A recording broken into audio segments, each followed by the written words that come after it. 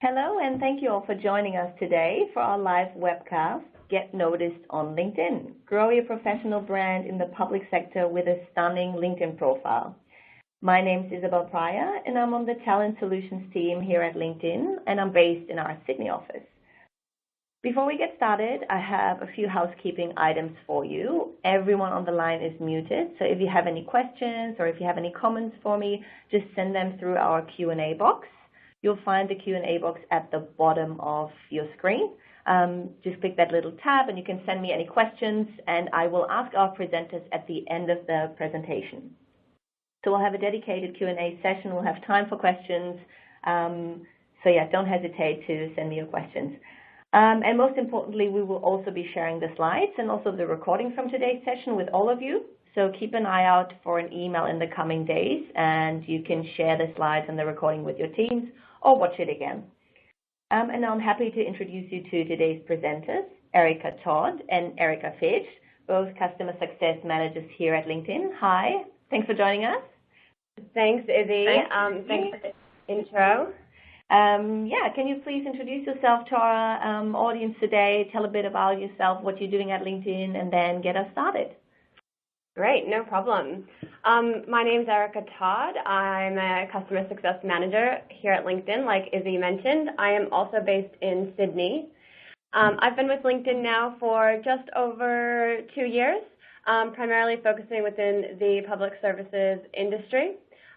So before that, my experience lies in account management and product training, and taking that on board at LinkedIn and helping to make our customers successful with their investment. Thanks, Erica. Hi, everyone. Just to confuse you, we have another Erica on the line. I'm Erica Fitch, and I'm going to be referred to as Fitchy for this recording, just so there's no confusion.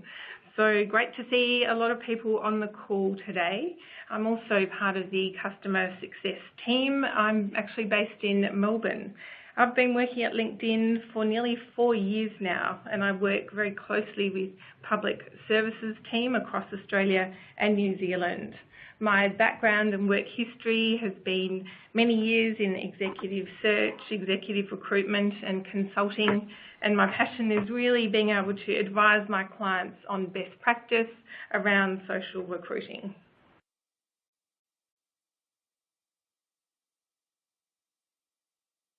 Let me run you through the agenda for our webinar today.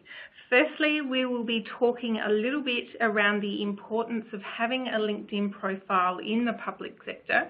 Then we'll go into a little bit more detail around 6 key steps you can take to get a fabulous profile. What next?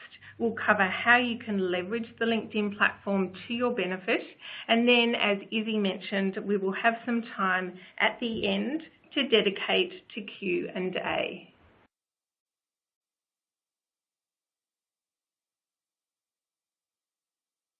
Awesome. Thanks, Fitchy.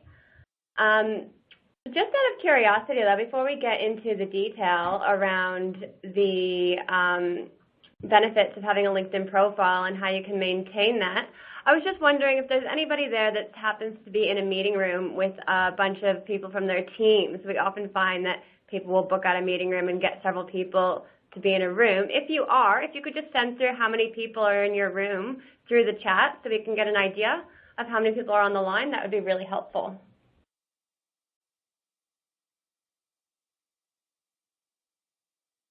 What we want to look at today is, firstly, how many people have LinkedIn profiles across the public sector industry within Australia and New Zealand.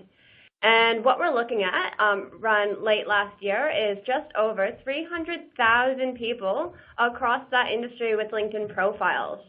So we're seeing professionals from within the state and federal government representing functions within policy advising, council members. We have many ministers on board.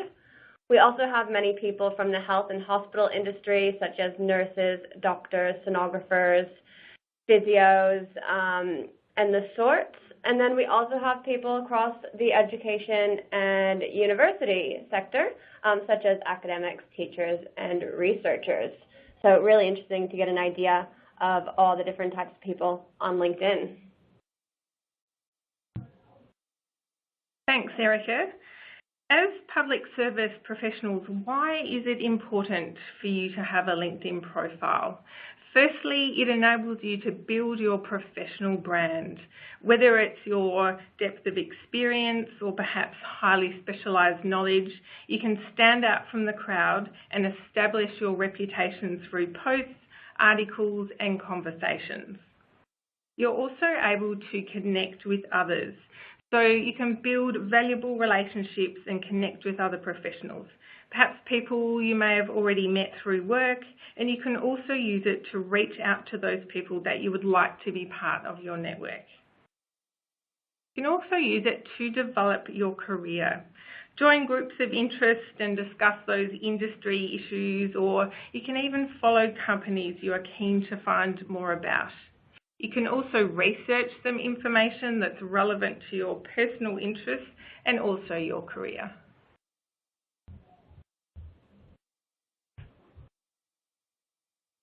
So looking at all that information, you really want to think about your profile as your access pass to taking advantage of everything that Vichy just spoke about.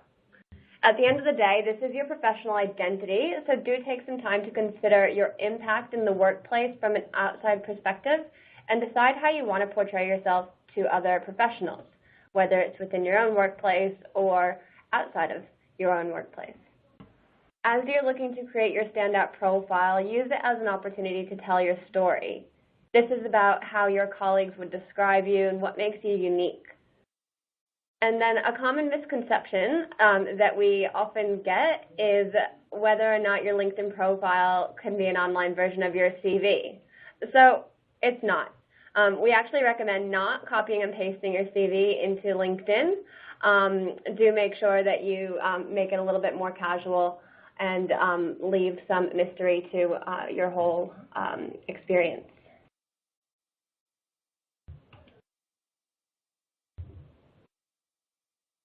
Yeah, absolutely agree. And I think your profile is often the first impression that people have of you.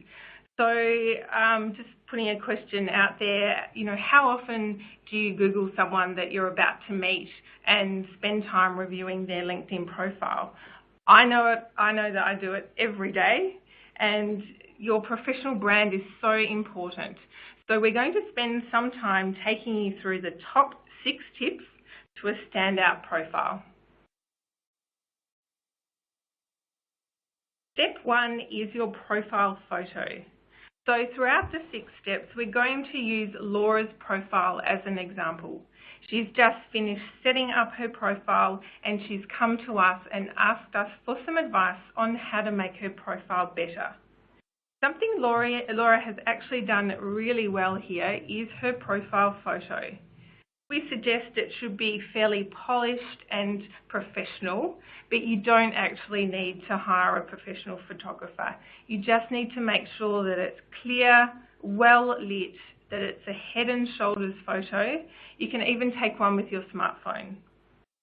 I would suggest steering away from using a photo that you've taken at a party by cropping out your drinking buddy, or a shot that's so far away that we can't actually see your face. And a fun statistic is profiles with a photo get 14 times more views than those without. A number of our clients have held Rock Your Profile sessions at their workplace, and some have actually hired a professional photographer to come in and take headshots of all of their employees to then upload onto their LinkedIn profiles. I was at a client of mine in Sydney recently, and they asked one of their staff members, who is actually an amateur photographer, to take the profile photos for their staff, and that worked really well. Step 2 is around your headline and some additional sections. So when you do set up your profile, this headline section will automatically default to your job title and your organisation. But does a job title really encapsulate what you do? Sometimes we find public sector job titles they don't really describe what you do, and they can often be confusing. For example, APS 6, Business Analyst. So thinking about your profile as the front page of your story, and the headline is a fantastic way to show your value and passion in one quick line and make sure that you're inspiring the viewer to read more. So your headline is the opportunity to share the difference and the impact that you strive to make as a professional, and it needs to be your short and catchy mission statement. It can be your job title if you want it to be, but it could also be a statement around your experience or perhaps a status update of up to 120 characters. This will appear alongside your name and photograph in the search results. So for Laura, we could advise her to change her headline to something such as shaping and improving the lives of people in New South Wales, which would nicely encapsulate her role as a Senior Policy Officer at the New South Wales Department of Industry. Yeah, that's a great idea, Fitchy. What does your headline say at the moment?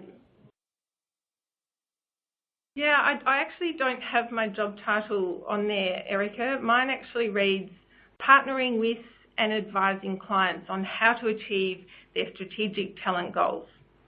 So it's a little bit different, but I think it gives people a good sense of what I'm doing in my day-to-day role. The next section is around the additional customisable sections, and these are what users see first when they click through to your profile. You can expand the sections by clicking View More and fill in the relevant areas. All you need to do is click on the pencil icon beside each text box to make any changes. You can just add in the information and update your details. It's super easy. For example, you might want to update languages that you speak, it might be personal interests or volunteer causes. So filling out these sections is a really great way to strengthen your profile. We're now going to have a look at building out your summary. So I'm going to hand this over to you, Erica.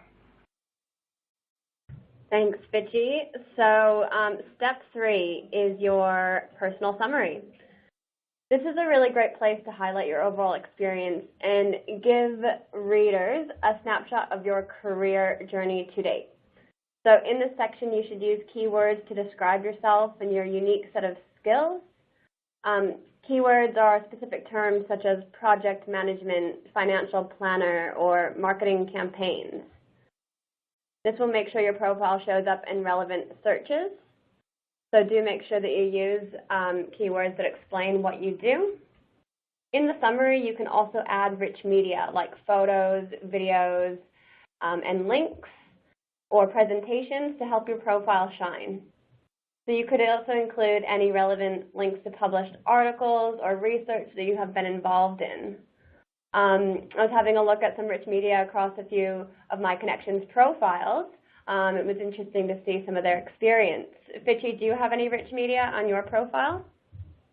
Yes, I do actually. I have a couple of really great resources for my network and clients. So I had to think, what might be valuable to them if they're coming and having a look at my profile. So I've included the 2016 Social Recruiter Kit. I think I've also got a Global Recruiting Trends playbook as well. And of course, I've got the fabulous Public Sector LinkedIn Profile ebook. So the best thing about this is that my network can have a look, they can access it, and they can download it at their leisure, which is fantastic. Yeah, that's great.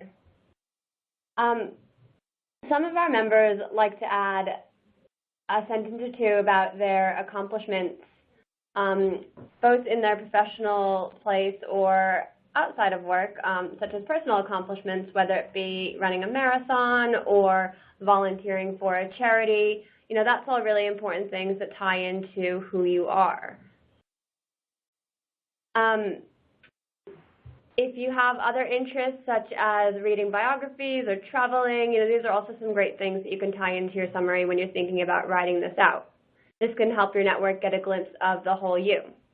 So looking at Laura's profile, she's done the bare minimum here. Ideally, she would actually move this down to her work experience section and then elaborate more on her personal summary about her career journey to date. So I guess just backtracking a little bit to when I was talking about adding some rich media and I mentioned photos, an example of a photo that you might want to upload is maybe a picture of you public speaking at an event or representing your company brand at a charity fundraising event or even a sporting event where you were doing some branding promotions.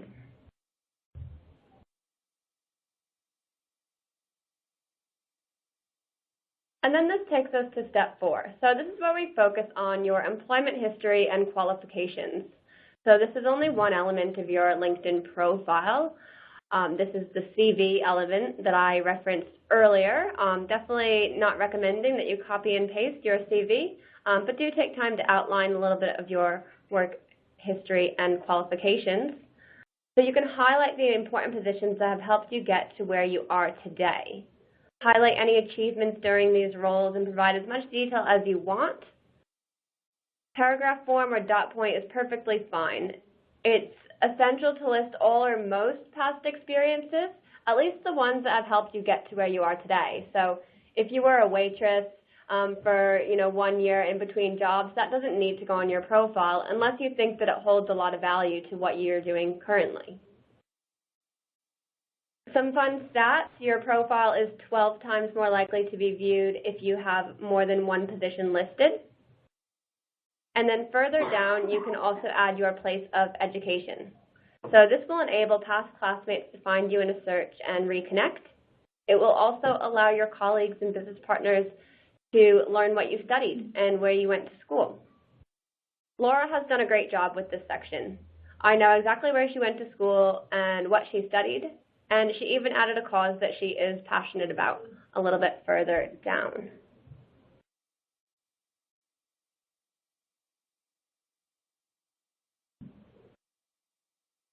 And then that brings us to step 5, making connections. So now that Laura's profile is complete, she can start adding people to her network. Who should she connect with? So some examples of great people to connect with would be current and past colleagues, business partners, clients, mentors, and alumni. Adding connections is valuable to both parties. So when you send an invitation, personalize the request with a line or two about how you know the person or where you met. Consider the LinkedIn invitations you receive not just in terms of how they will benefit you, but also how their connections could benefit you. Connecting with a team leader in a partner organization can expand your circle of second connections to include their team, so you can see articles and blog posts that they share and stay up to date with them. Definitely not about how many connections you have. I would say it's more about the quality, who they are and what they can do for you. And it's kind of interesting, we get lots of people asking, should I connect with everybody that asks me to connect? And, it's up to you, but I'm going to throw this one to Fitchy. Have you ever declined a connection request? Yes, I have actually. Look, there's two views on this. I do have some colleagues who are happy to connect with everyone that reaches out. I'm probably a little bit more cautious in who I connect with, and I at least, would like to have had something to do with the person or know them via a contact. And think about it in terms of, how are they going to add value to my network and how am I going to add value to their network as well. So having that mutually beneficial relationship is probably what I'm more so looking for. Yeah, and that's a great point. And if you don't know who they are when they reach out to you, it's okay to leave them pending, do a little bit of research, have a look at their profiles, see your mutual connections. So yeah, do just make sure that it's the right fit. Which brings us to the final step 6, which is around endorsements and recommendations. So, Erica, what do you think carries more weight? When I say to you that I am skilled in policy analysis, or when 20 of my peers say I'm skilled in policy analysis? Well, as much as I trust you, I'm going to have to go with the 20 of your peers. Yeah, absolutely. I agree. I would suggest that it's having a number of people who you've worked with that have recognised your capability in a key skill. So if you have a look at the screenshot of Laura's skills, you can see how powerful it is getting endorsements from your peers.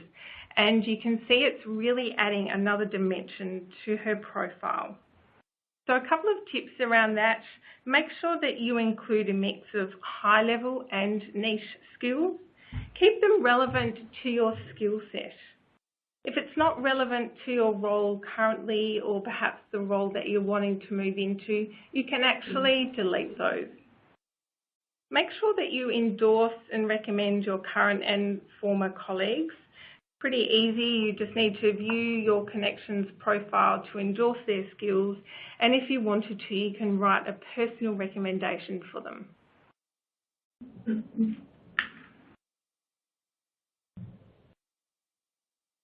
Laura now has a pretty good profile after following our 6 steps. So what's next for her? We'd advise Laura to continue to review and update her profile on a regular basis. Make sure that she's building and growing her network. Join and participate in groups of interest, and also like, comment and share those relevant posts. In the next section, we're going to cover a range of areas that are going to increase Laura's visibility on LinkedIn and really enhance her enjoyment on the platform. And that's going to include posting an update versus a long-form blog post. We always get asked questions around the difference. Following relevant influencers, how you can keep up to date with relevant news and knowledge. And then we're going to have a little bit of a discussion around privacy and settings.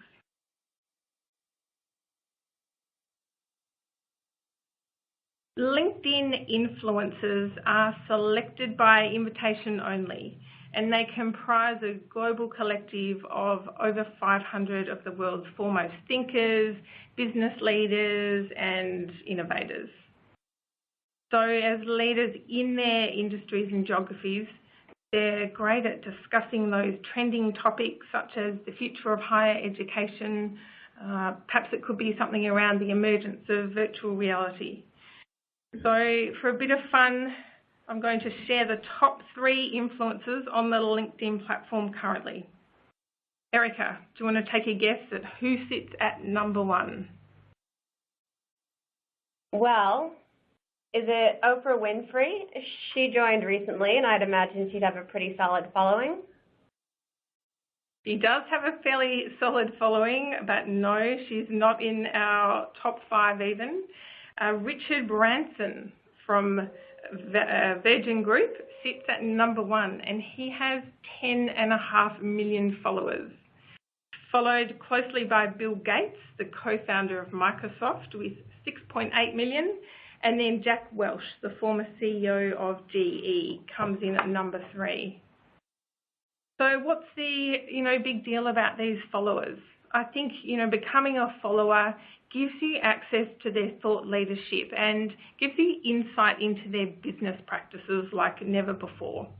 So make sure that you do choose followers that you follow those influencers that are relevant to your role or your industry or perhaps your next career move.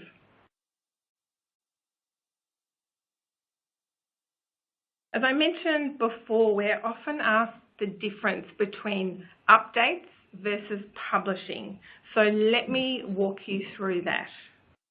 Updates are best for sharing short content.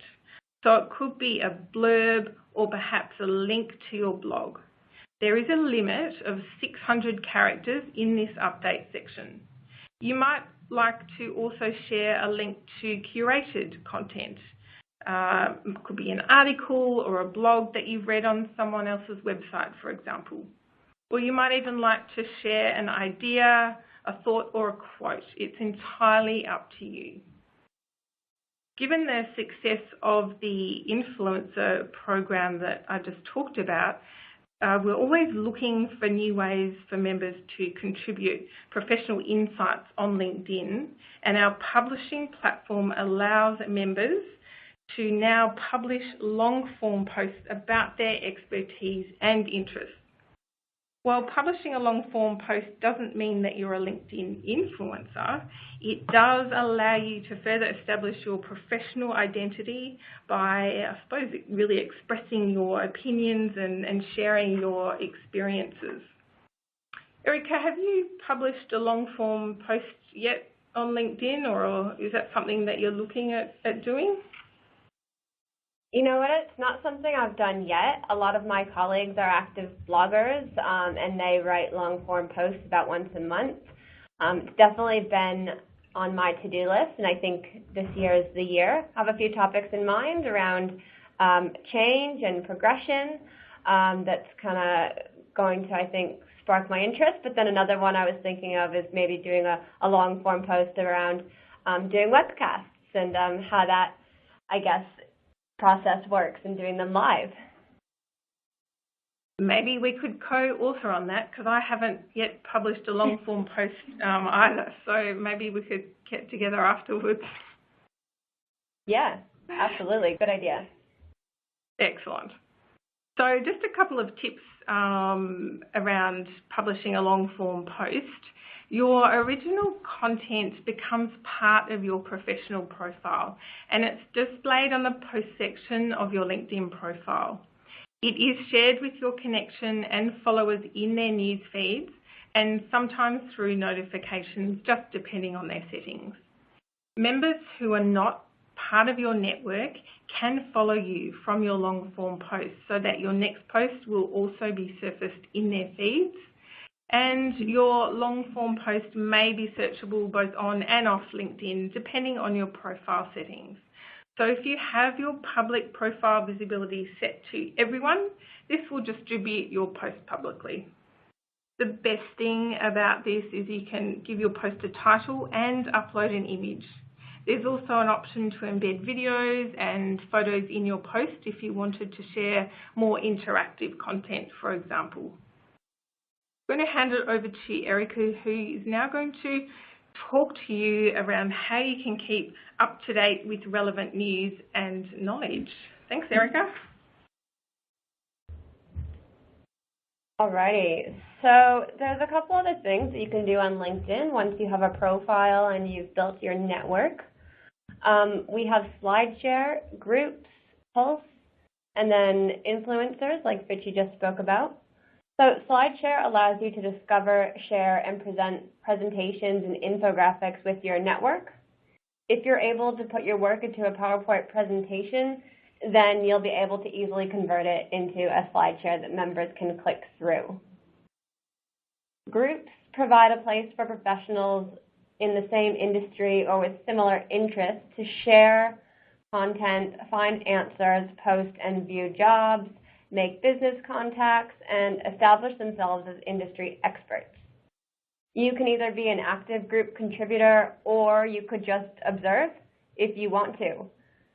Many of my clients build groups for their alumni so that they can just stay in touch with people who have previously worked at the same organization.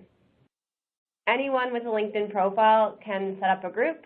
It's one of our great complementary features within the basic profile.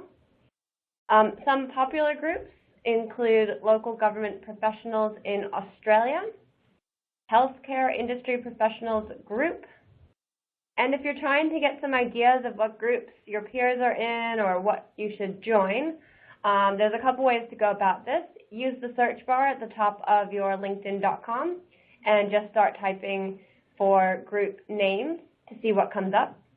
Otherwise, you can view somebody's profile and scroll down towards the bottom and you'll be able to see what groups they're members in, and that might give you some inspiration of what to join as well.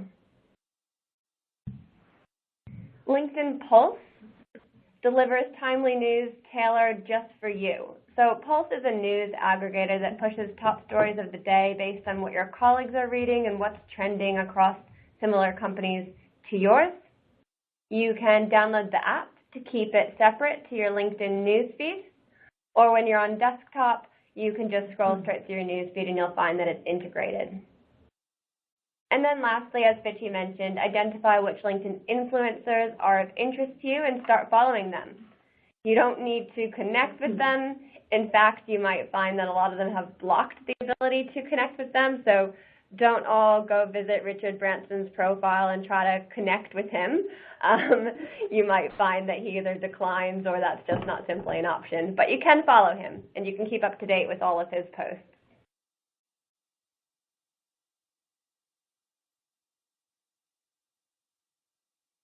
And I want to look at your privacy and settings. So this is really important, whether you're brand new to LinkedIn or you've been on there for a few years.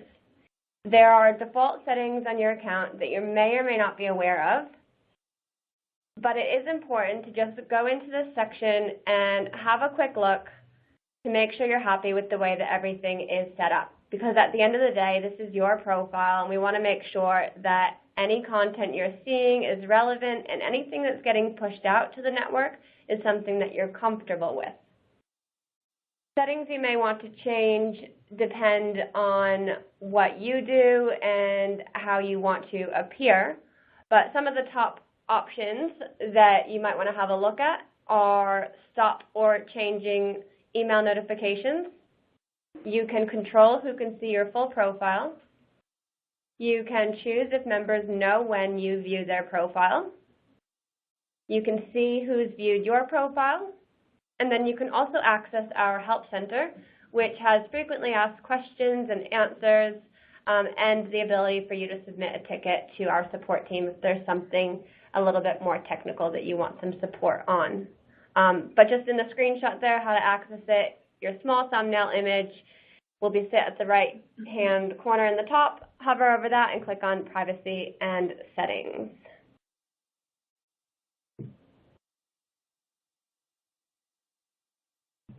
And that brings us to the end of our webcast. So thanks so much for listening in.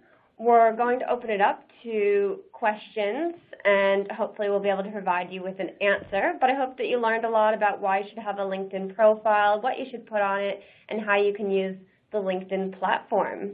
I'm going to hand it over to Izzy, who's going to share with us some of the questions today. Great, thanks. Thank you both.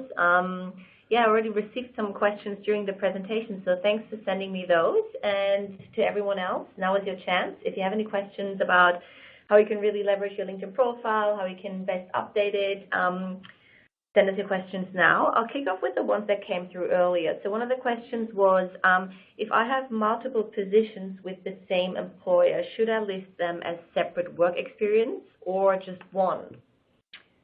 Yeah, great question. So we get this one a lot. If you stayed at the same company for several years but have moved to different positions, you can absolutely set those up as different sections on your profile. So you'll see the same logo repeated several times for each position that you've had with that particular company. So for me, I have now held 2 positions at LinkedIn, started as a customer success representative, and now working as a customer success manager. So that's listed as 2 separate items on my profile. That's what I would recommend. If you've just moved from, say, level 1 to level 2, and that's more of a behind-the-scenes thing, and your role is still pretty much the same, then you might want to just leave it as the same. Up to you, though. Great, thanks. Another question is, I have 2 profiles. What should I do? Never had that before. What do you recommend? We have this question quite frequently. People sometimes forget their password and go in and set up a new profile. The best process to take with this is to contact our Help Centre and just let them know that you have 2 profiles, and they can look at merging those for you. Great, thanks. And then a general one, what do you recommend? How often should I update my LinkedIn profile? Yeah, I think it's important to really make sure that your LinkedIn profile is always current.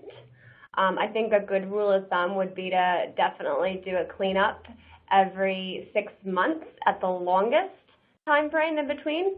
Every few months is a good idea to just do a quick scan and make sure that you're still happy with the way that you're presented.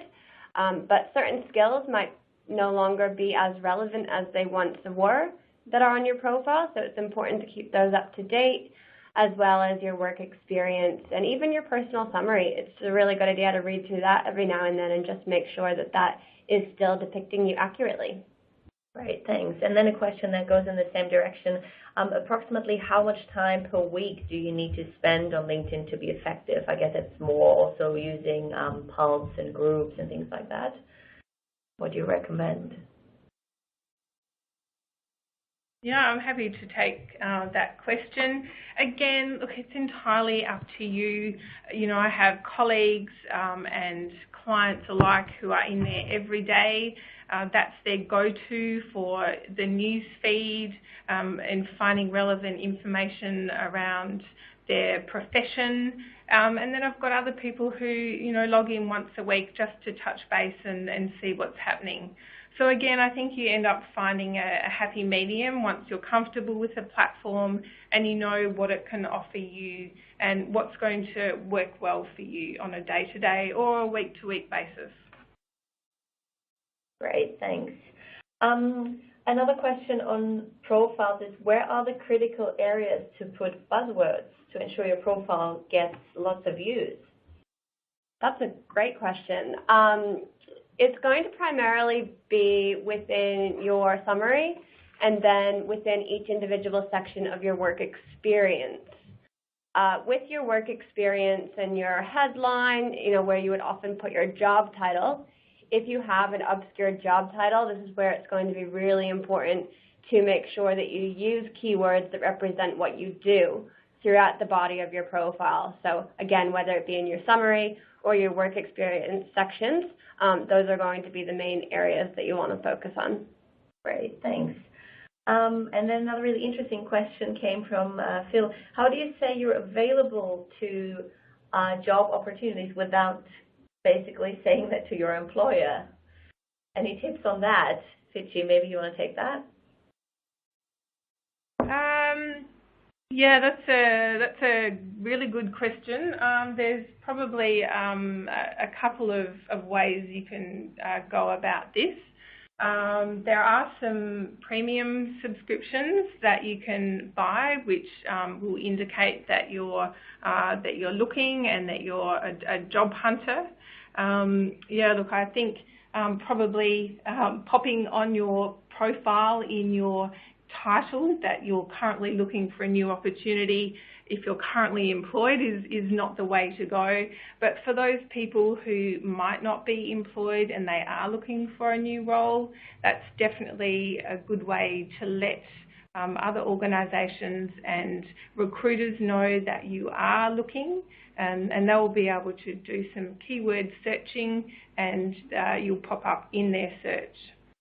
Anything else on that, Erica, that I've missed? Well, we've recently launched a fairly new product, which is called Open Candidates, and that allows our LinkedIn members to discreetly indicate whether they're open to a new job opportunity, and that's only visible to recruiters outside of your immediate company.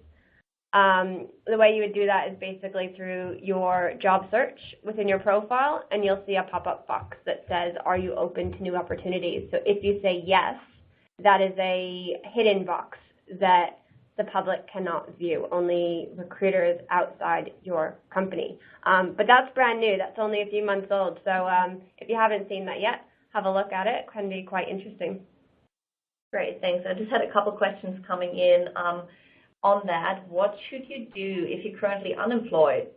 Like, how do you best say that on your profile without sounding desperate? Yeah, you can absolutely change your current work experience to say open to new opportunities or currently looking for something new. Depends how open you want to be about that, but some of the great things that I've seen is people tailoring their personal summary to say what they're interested in doing. Maybe they've taken some time off to look after their children or to build a house or to go traveling, and I think that's perfectly fine.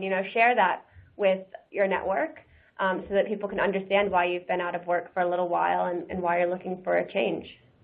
Great, thanks.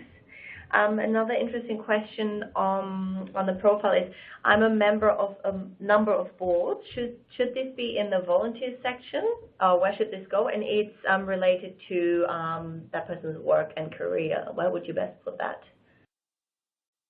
Yeah, that's a good question as well. I think it's, again, personal preference.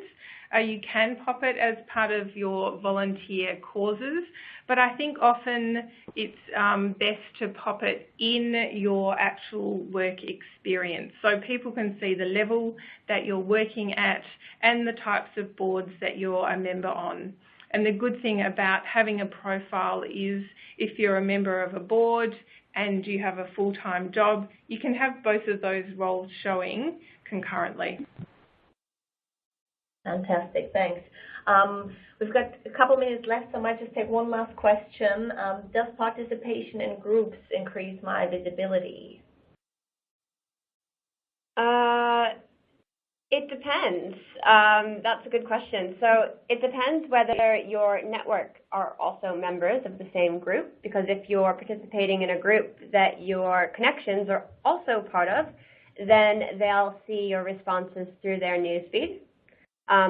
Other members within that group will see your participation as well. But some groups are closed. So if you're participating in a group that's closed, then people outside that group won't have any idea that you're contributing to that group. Do you have anything to add to that, Fitchy?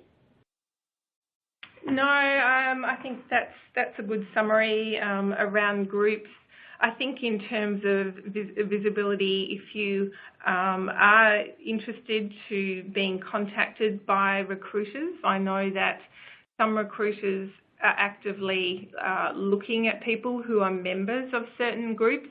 So that could be a great way to increase your visibility within, a key professional area if you wanted to. Great, thanks. Well, thanks so much for your presentation, also for answering all these questions. To everyone else, as I mentioned, we will be sending out the slides from today's session and also the recording so you can share with your teams. You'll probably receive an email tomorrow. And in the email we'll also have a survey, so we'd love to hear from you and see what you think we can improve and how you liked it. So we hope you enjoyed today's session. Thanks for joining us, and see you next time. Thanks, everyone. Thanks, everyone.